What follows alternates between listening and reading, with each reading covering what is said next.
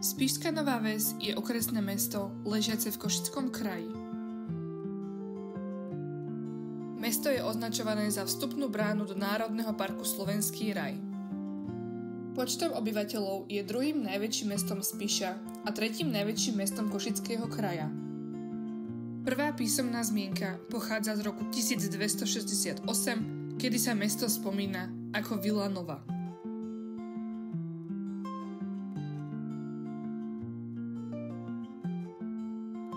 Osada, no v súčasnosti už mesto, bolo založené nemeckými kolonistami pri starej slovanskej osade Iglov.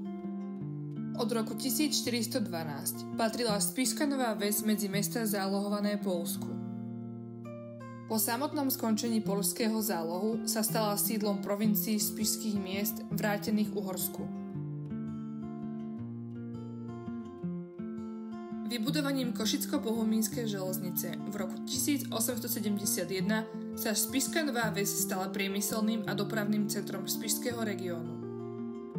Charakteristickým znakom Spišskej Novej Vsi je šošovkovité námestie, ktoré patrí medzi najkrajšie na Slovensku a najdlhšie tohto typu v Európe. Vďaka námestiu i množstvu historicky cenných objektov je mesto od roku 1992 vyhlásené za mestskú pamiatkovú zónu.